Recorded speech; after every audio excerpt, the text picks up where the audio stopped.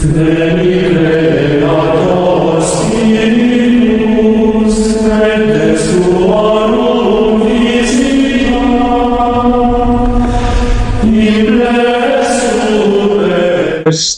videre, Patris Allegro, Veritas Liberabit Vos. Pada kesempatan ini, mungkin kita bincang-bincang tentang Gereja Katolik ya. Gereja Katolik. So, setelah beberapa video saya yang berkembang biak di luar sana, akhirnya muncul para paus Protestan. Ada Paus Deki, Paus MBM, dan terakhir ini ada tanggapan dari Paus Joshua Teu, dan dia mengatakan bahwa Gereja Katolik itu adalah bukan gereja yang benar dan sudah memanipulasi beberapa ayat kitab suci untuk melegitimasi keberadaan Gereja Katolik. Jadi paus-paus ini intinya mereka mau menunjukkan bahwa Gereja Katolik bukan gereja yang benar. Gereja Protestan denom mereka lah gereja Kristen yang sesungguhnya. Nah, dalam hal memberikan argumen, mereka sama sekali tidak bisa mengambil dari sejarah karena ternyata sejarah gereja berpihak pada Gereja Katolik. Ya, jadi malam ini mari kita bahas tentang bagaimana argumen historis dari Gereja Katolik. Apa sebenarnya argumen historis dari Gereja Katolik? So, vámonos. Argumen Katolik dari sejarah. Argumen yang Katolik berdasarkan sejarah ya. Argumen Katolik berdasarkan sejarah, argumen historis dari gereja. Oke. Sebenarnya saudara-saudariku ada banyak cara untuk menetapkan bahwa Gereja Katolik itu benar, the true church, the one and the only true church, satu-satunya gereja Kristus yang benar. Salah satu caranya adalah dengan menunjukkan bahwa Kitab Suci Perjanjian Baru itu menggambarkan gereja yang satu, terlihat, dan otoritatif yang mampu menyelesaikan perselisihan. Ketika kita menemukan bahwa pemerintahan dalam gereja dipimpin oleh para rasul, dengan satu rasul yakni Petrus membimbing 11 yang lain, itu adalah bukti yang baik bahwa Gereja Katolik adalah gereja yang didirikan Kristus. Matius bab 16 ayat 17 sampai 19 dan bermaksud kita untuk menjadi bagian dari gereja tersebut. Ya, dari Yohanes bab 17 ayat 20 sampai 23. Ya. Bagi sebagian orang argumen ini cukup berhasil. Bagi sebagian orang ya, mereka akan membaca Yohanes bab 6 tentang Ekaristi atau melihat suksesi apostolik dalam Kisah Para Rasul bab 1 atau keutamaan Petrus dalam Matius bab 16 dan Kisah Para Rasul bab 2 dan Lukas bab 22 dan seterusnya. Dan mereka akan memiliki eureka saat itu, lalu bertanya pada diri mereka sendiri, bagaimana mungkin saya membaca kitab suci ini berkali-kali dan tidak pernah menyadarinya? Ini adalah momen Emmaus, ketika Anda tiba-tiba menemukan kebenaran yang belum pernah Anda lihat sebelumnya. Dan lihat di dalam kitab suci yang mungkin telah Anda hafal di luar kepala. Ya, tanya orang-orang di situ, bagaimana dengan Matius bab 16 ayat 18 sampai 19? Tetapi saudara-saudariku, ada orang Kristen lain yang melihat ayat-ayat Alkitab yang menurut saya menguraikan doktrin inti Katolik, dan mereka tidak membacanya seperti itu. Contohnya Dekingaras, contohnya MBM, contohnya Joshua Teu. Bagi orang-orang itu, mari kita lihat cara yang berbeda untuk menyatakan kebenaran Gereja Katolik. Kalau sebut ayat saja begitu, mereka kan itu tafsiran kriminal, itu tafsiran ilegal. Beberapa orang mengatakan begitu. Oke, mari kita lihat cara yang lain. Kalau masih ngeyel juga, silahkan. Langkah pertama, langkah pertama. Langkah itu bahasa Inggrisnya apa ya? The first tahap. Langkah pertama. Pada satu titik, gereja global memegang kepercayaan Katolik. Ya, percaya pada ajaran seperti ajaran Katolik. Untuk melihat apa yang dimaksud, kita maksud bahwa gereja global itu memegang iman Katolik, ambil 4 doktrin Protestan yang umum. 4 doktrin Protestan. Ada 4, ya. Ada 4 doktrin Protestan yang umum. Yang pertama, baptisan hanyalah simbolis, yaitu tidak regeneratif, dan Roh Kudus tidak benar-benar menyucikan kita melalui pembaptisan itu. Itu yang pertama, ya, baptisan. Yang kedua, Ekaristi hanya simbolis. Sebenarnya bukan tubuh dan darah Kristus. Itu doktrin kedua dari Protestan. Yang doktrin umum maksudnya. Yang ketiga, pembenaran hanyalah bersifat forensik.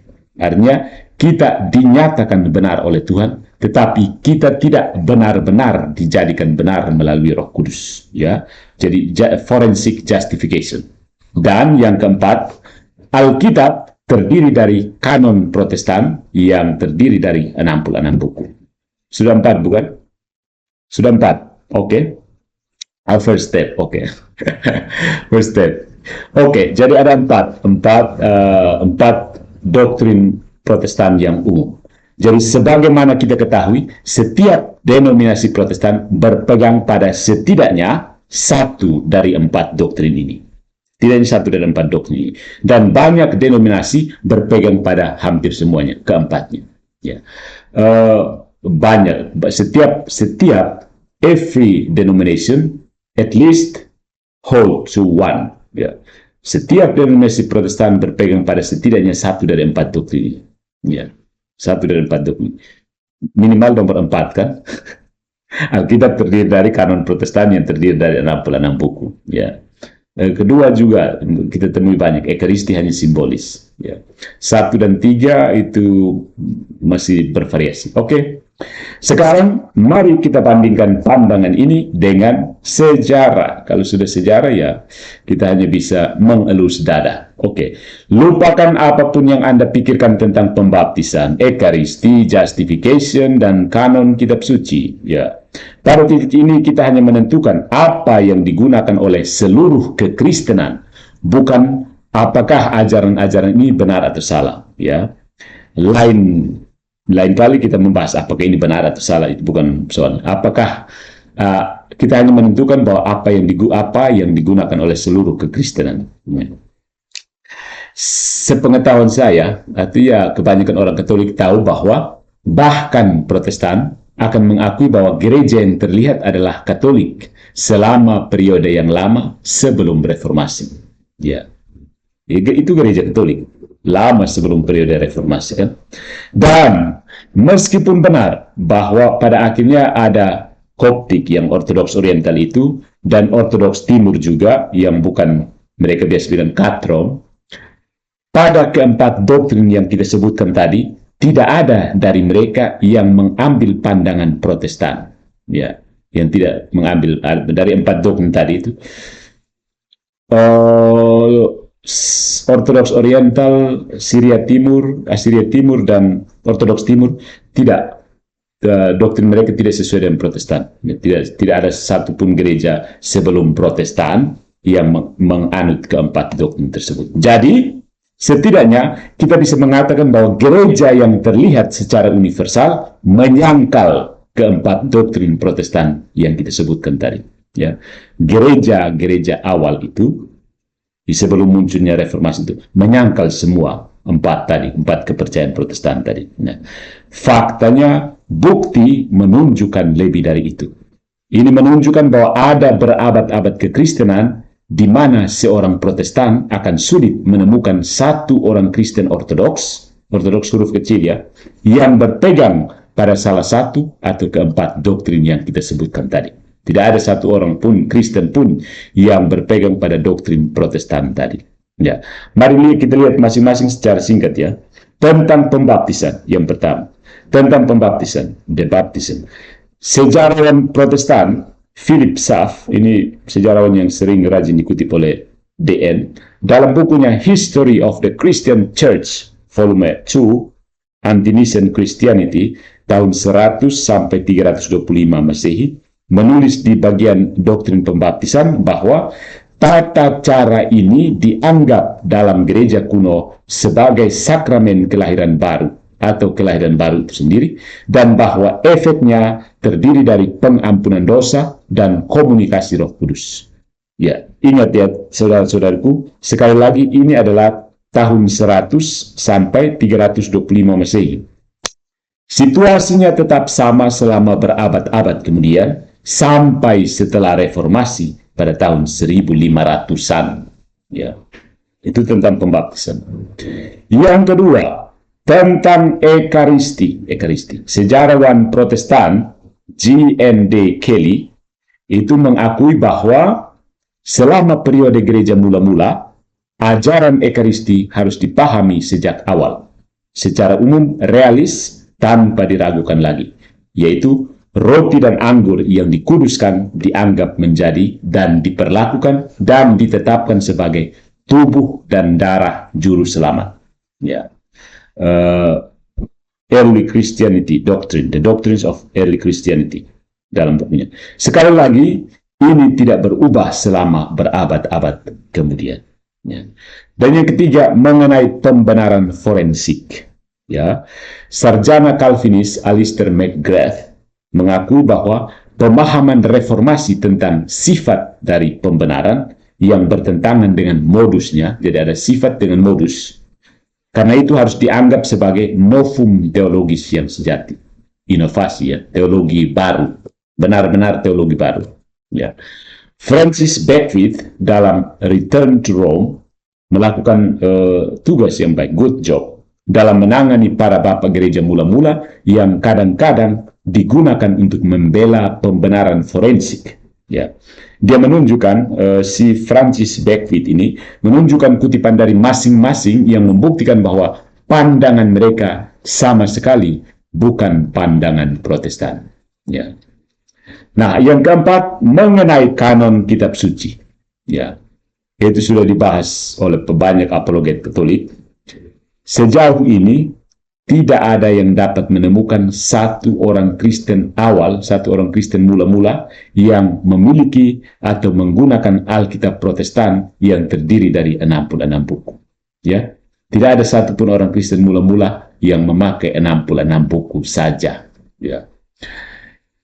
Saudara-saudariku, Anda akan kesulitan menemukan orang Kristen Ortodoks, Ortodoks awal yang meragukan atau menyangkal bahwa satu, baptisan benar-benar melahirkan Anda dan membuat Anda menjadi Kristen. Yang kedua, Ekaristi benar-benar adalah tubuh dan darah Kristus. Dan yang ketiga, dalam pembenaran, Tuhan menyatakan kita kudus dengan benar-benar membuat kita kudus. Sama seperti Anda akan kesulitan menemukan orang Kristen awal yang pernah memiliki atau menggunakan Alkitab 66 buku. Ya. Itu langkah pertama, ya. The first step. The first step. Langkah kedua, the second step. Dengan membahas tadi, hanya tersisa 4 kemungkinan. Ya. Jadi mengingat hal-hal bahwa kita tidak, orang-orang Kristen awal itu sama sekali tidak mengimani apa yang diimani oleh orang Protestan sekarang, maka kita bisa berteori, memberikan teori seperti ini secara teoritis, ya. Bisa jadi ada kemungkinan yang pertama, bahwa masalah pembaptisan, Ekaristi, pembenaran, dan kanon kitab suci bukanlah doktrin esensial. Itu pertama. Ya. Karena mereka kan, gereja mula-mula kan tidak percaya ini doktrin, ya, percaya yang sesuai dengan Protestan punya sekarang. Jadi bisa jadi, mungkin boleh jadi bahwa masalah pembaptisan, masalah Ekaristi, masalah pembenaran dan kanon kitab suci bukanlah doktrin esensial. Itu yang pertama. Yang kedua, bahwa empat hal ini adalah doktrin yang penting, terbalik dengan yang pertama tadi. Ini adalah doktrin yang esensial. Jadi untuk jangka waktu yang lama tidak ada orang Kristen yang benar, ya. Karena ini adalah doktrin-doktrin esensial yang sekarang dianut Protestan, maka untuk jangka waktu yang begitu lama tidak ada orang Kristen yang benar. Nanti reformasi datang baru ada orang Kristen yang benar. Itu posibilitas yang kedua. Posibilitas yang ketiga, probabilitas atau posibilitas? Probabilitas, oke. Bahwa keempat hal ini adalah doktrin yang penting Doktrin ini penting. Jadi, satu-satunya orang Kristen sejati adalah justru para pembangkang. Para pembangkang dalam revolusi itu kan. Jadi orang Kristen sejati itu justru adalah orang yang membangkang dalam sejarah. Ya. Karena doktrin-doktrin ini penting sehingga mereka harus membangkang. Jadi orang Kristen sejati itu justru adalah orang yang pembangkang. Oke. Dan yang keempat, bahwa, nah ini poinnya, Gereja Katolik adalah dan sekarang ini benar dalam keempat hal tersebut. Ya. Jadi setelah membahas bahwa Ortodoks Oriental, Assyria Timur, apalagi Ortodoks Timur dan Gereja Katolik sekarang tidak percaya pada ajaran Protestan, ya, doktrin Protestan yang 4 hal. Nah, berarti pertama bisa jadi bahwa pembaptisan, ekaristi, pembenaran dan kanon itu bukan doktrin esensial. Jadi sudahlah mau percaya atau tidak apa-apa. Atau yang kedua, bahwa ini memang doktrin yang penting, tapi selama jangka waktu itu sampai abad ke-15 tidak ada orang Kristen yang benar. Ya. Tidak ada, semua salah semua. Orang Kristen sebelum reformasi itu salah semua. Nah, yang berikut bahwa ini memang doktrin yang penting sehingga orang Kristen yang benar itu adalah justru para pembangkang. Ya. Dan yang keempat, Gereja Katolik memang benar. Ya. Jadi 3 yang pertama ini bermasalah, ya, bermasalah. Masalahnya adalah seperti 1, masalah baptisan dan pembenaran masuk ke inti dari bagaimana kita diselamatkan, ya, dan bagaimana kita menjadi orang Kristen. Selamatkan dan cara menjadi orang Kristen. Bagi Protestan, kanon kitab suci menentukan dari mana semua doktrin lain berasal. Jadi, itu adalah satu-satunya doktrin yang paling penting. Dan pada ekaristi, itu benar-benar Tuhan atau berhala yang disembah umat Katolik. Atau benar-benar Tuhan, atau memang hanya berhalanya orang Katolik. Berhala yang disembah oleh orang Katolik. Ini tampaknya menjadi beberapa pertanyaan paling sentral dari kekristenan. Jika ini bukan esensial, sulit untuk melihat apa sebenarnya. Ya, apa sebenarnya dari Ekaristi itu apa sebenarnya? Ya, makan dan minum darah Tuhan atau makan dan minum simbol darah Tuhan. Ya, nah, karena kita tidak tahu apa-apa yang jelasnya apa, itu sebenarnya tubuh dan darah Tuhan atau tidak, kita tidak tahu. Jadi ini sebenarnya, atau bisa simbol saja, bisa juga tubuhnya saja, karena ini kan bukan esensial. Jadi ini justru menghasilkan apa yang dinamakan relativisme teologis. Ya, relativisme teologis. Jadi itu bisa, karena ekaristi bukan esensial, jadi itu bisa saja tubuh dan darah Kristus, bisa juga hanya simbol tubuh dan darah Kristus. Nah, lebih jauh lagi, kalau memang ini tidak penting, berarti reformasi adalah masalah yang tidak esensial, ya, dan merupakan luka yang harus disembuhkan dengan kembali ke dalam gereja. Kalau memang ini tidak penting, kenapa keluar dan bikin gereja sendiri? Ya, tinggal bermaaf-maafan dan kembali seperti biasanya. Toh tidak ada apa-apa yang tinggal di luar, mau buat apa juga. Ya. Nah, yang kedua, jika semua kekristenan bisa salah memahami doktrin-doktrin inti ini, artinya kalau memang itu hal inti, kita dihadapkan pada 2 masalah. Karena kalau 1500 tahun itu orang salah semua, ini bahaya sekali, ya. Pertama, masalahnya adalah pertama, Kristus tampaknya berjanji dalam kitab suci bahwa Dia dan Roh Kudus akan terus-menerus membimbing dan menjaga gereja. Oke, daftar kitab sucinya nanti baru lihat saja, ya. Tapi kalau kamu tidak percaya ini tidak ada di dalam kitab suci, tidak apa-apa. Sulit untuk memperbaiki gagasan bahwa Roh Kudus akan menjaga gereja, dan gagasan bahwa Roh Kudus akan membiarkan seluruh gereja jatuh ke dalam kemurtatan. Jadi Roh Kudusnya tidak sanggup, atau memang Roh Kudus mau menyesatkan gereja. Roh Kudus membiarkan seluruh gereja jatuh ke dalam kemurtatan. Tetapi masalah kedua sama tidak menyenangkannya. Jika seorang Protestan mengklaim bahwa seluruh gereja global jatuh ke dalam bidat tanpa menyadarinya, seperti yang diasumsikan oleh Pak DN, atau juga Bishop Joshua Teu, yang jelas-jelas, bagaimana kita bisa mengatakan bahwa itu tidak terjadi sekarang ini?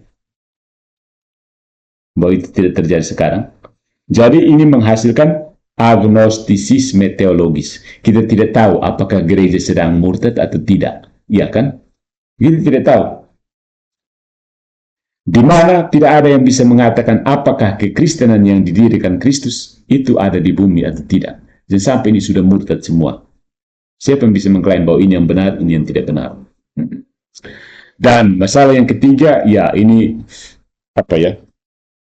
Kalau orang Kristen, kalau doktrin-doktrin itu penting, maka orang Kristen yang baik seharusnya adalah orang pembangkang, yang pembangkang. Ya. Karena yang membangkang itu yang menghasilkan doktrin yang penting ini. Jadi orang Kristen sejati itu harusnya yang pembangkang itu. Jadi ini argumen bahwa satu-satunya Katolik yang baik adalah Katolik yang buruk. Ya, tapi ada sejumlah masalah ya.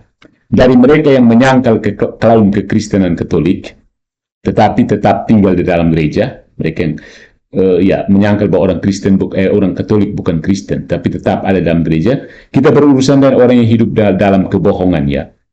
Bukan hanya menjadi seorang Katolik yang buruk, tetapi juga seorang Kristen yang buruk. Seperti yang Kristus katakan dalam Matius bab 5 ayat 37, jika ya, katakan ya, jika tidak, katakan tidak. Jadi orang harus langsung, oh ini salah, keluar, begitu. Mereka yang menyatakan ya, sementara percaya tidak, adalah berbohong. Dari mereka yang menyangkal klaim kekristenan Katolik dan meninggalkan gereja, kita tahu siapa orang-orang ini. Secara historis kan ada Luther, Calvin, Zwingli, bla bla bla dan seterusnya. Yang terpenting, mereka tidak menegaskan keempat doktrin di atas tadi, doktrin yang kita sebutkan tadi. Ketika mereka keluar, barulah mereka ciptakan. Nah, ada satu pendekatan di sini bahwa ada sekelompok orang Kristen sejati yang tidak dikenal, yang tinggal di pegunungan di suatu tempat atau di sebuah pulau terpencil yang sama sekali tidak dikenal oleh sejarah. Dan mereka itulah yang menjalankan kekristenan yang benar, yang kemudian ditemukan oleh bapak-bapak reformasi, lalu bapak-bapak reformasi mengajarkannya kembali. Entah orang-orang itu tinggal di pegunungan mana atau di pulau terpencil mana, kita tidak tahu. Jadi ini menghasilkan self-refuted teologi, ya, teologi yang menyanggah diri sendiri. Karena Anda harus mengklaim bahwa satu-satunya orang Kristen sejati adalah orang-orang yang dikecam oleh Protestan sebagai bidat, atau orang-orang yang menjalani hidup mereka dengan menyangkal agama mereka. Ya. Pilihan yang tersisa adalah bahwa memang gereja Katolik itu benar. Ya. Karena pilihan-pilihan lainnya bermasalah. Nah, kesimpulannya ada kita ringkas seperti ini, saudara-saudariku, untuk kita nyatakan secara positif. Yang pertama, Kristus berjanji bahwa Dia dan Roh Kudus akan memelihara gereja. Ya, ini penting.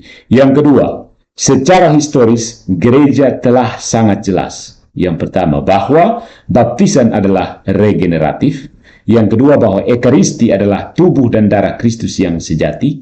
Dan yang ketiga, bahwa Roh Kudus membuat kita benar-benar dibenarkan. Dan bahwa ada lebih dari 66 buku dalam Alkitab. Bahkan jika kita tidak mengerti bagaimana hal-hal ini benar dari kitab suci, kita dapat mengetahui bahwa itu benar karena gereja mengatakan demikian, dan Tuhan melindungi gereja, dan kita percaya kepada Tuhan. Ataupun percaya kepada siapa? Martin Luther kan? Ya.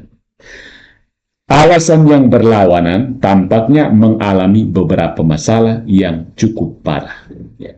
Jadi ini sebenarnya sudah poin kedua ya. Saya mengatakan bahwa Protestantisme itu punya trilema. Ya. Yang pertama, kekristenan sebelumnya itu salah semua. Jadi Protestan datang baru benar. Yang kedua, itu teori kedua itu, kekristenan itu sudah jatuh, ya, sudah salah, tapi ada sekelompok kecil yang tidak dikenal orang, entah mereka bersembunyi di mana, entah di sebuah pulau terpencil yang sama sekali tidak punya hubungan dengan dunia luar, atau di sebuah pegunungan yang terisolasi. Mereka tinggal di situ sampai kemudian ditemukan oleh bapak-bapak reformasi, dan bapak-bapak reformasi ini melanjutkan ajaran mereka. Karena yang Kristen yang dikenal oleh masyarakat selama ini adalah justru Kristen yang sudah sesat. Dan teori yang ketiga, merupakan trilema dari Protestan, adalah bahwa kekristenan sudah cukup baik tapi tetap perlu direformasi supaya lebih baik. Tiga-tiganya bermasalah. Bagaimana Tuhan mendirikan gereja yang tidak sempurna sehingga orang harus menyempurnakan gerejanya. Tapi ya sudahlah, namanya Protestan ya, there is no reason for their being. Protestan ada itu untuk negasi. Katolik menegaskan apa, Protestan menegasinya. Katolik mengafirmasi apa, Protestan menyangkalnya. Ya. Ketika mereka berhenti menyangkal, mereka sudah menjadi orang Katolik. So, untuk tetap menjadi Protestan dan tetap eksis sebagai Protestan, Anda harus protes kepada gereja Katolik. Jadi orang-orang Katolik kita harus paham ya, that is the reason of their being. Itu alasan keberadaan dari Protestan. Tanpa polemik dengan gereja Katolik, Protestan tidak ada. Begitu. Tanpa polemik dengan gereja Katolik, Protestan tidak. Tidak ada sesuatu yang diajarkan oleh Protestan sebenarnya. Semuanya adalah ajaran Katolik. Jadi ajaran Katolik sambil protes kepada gereja Katolik. Itu yang namanya Protestan. Nah, sampai sini pertanyaannya, misalnya ada orang yang mungkin Protestan di sini yang panas, sudah, apakah kami orang Protestan semua masuk neraka? Sabar dulu. Ya. Karena iman Katolik yang kamu ajarkan itu justru punya peluang untuk menyelamatkan kamu. Iman Katolik yang diajarkan di dalam gereja-gereja komunitas-komunitas Protestan itu berpeluang menyelamatkan kamu dari murka Tuhan kita Yesus Kristus. Karena apa? Toh semua yang kamu inai, yang benar-benar di Protestan itu ajaran Katolik semua. Trinitas, ketuhanan Yesus, keperawanan Maria, datangnya Roh Kudus, dan lain-lain. Itu dari mana kalau bukan dari gereja Katolik? Luther keluarkan bahwa itu semua dari Katolik kan? Calvin keluar, bahwa itu semua dari Katolik kan? Hanya sayangnya, keluar dari gereja Katolik tidak bisa potong bawah dan surga. Ya, jadi surga tidak bisa diambil dari gereja Katolik, pasang di komunitas buatan manusia. Tetap kalau mau masuk surga datanglah ke gereja Katolik, ya kan? Mau masuk surga datanglah ke gereja Katolik. Karena apa? Gereja Katolik adalah tubuh mistik Kristus. Mau selamat, seseorang harus terinkorporasi, bergabung menjadi anggota tubuh mistik Kristus. Di luar itu apa? Kuah kosong gitu loh. Jadi bahan ini nanti saya upload di YouTube ya, dengan dengan tampilan penjelasan teks sedikit setidaknya supaya membantu saudara-saudariku untuk belajar ya. Kita tidak bisa bilang oh ini Protestan jelek, tidak, belajar sih. Dan saya biasanya tidak berdebat karena orang tidak ada urusan untuk saya tidak punya urusan untuk memproselitisasi, bukan orang itu. Yang urusan saya adalah evangelisasi, bukan proselitisasi. Proselitisasi itu marak di kalangan Protestantisme, sibuk cari pengikut kan. Itu dulu di Kupang beberapa tahun lalu itu kan, Mantova datang Kupang, begitu dia berangkat, pendeta-pendeta berkelahi karena umatnya ternyata dibaptis oleh Philip Mantova. Jadi penting sih, yang penting orang mau bertobat. Kebenaran itu lebih penting daripada masuk gereja ini, gereja itu. Ya kan? Ketika Anda mengetahui kebenaran, konsekuensi etisnya adalah memeluk kebenaran tersebut. Kalau tidak ya Anda tetap menjadi orang yang, karena kebenaran itu kan kesejatian manusia kan, kita diciptakan dengan akal budi dan kehendak. Akal budi kita menuju kebenaran, dan kebenaran tertinggi adalah Tuhan. Kehendak kita menuju kebaikan, dan kebaikan tertinggi adalah Tuhan. So, what do you think?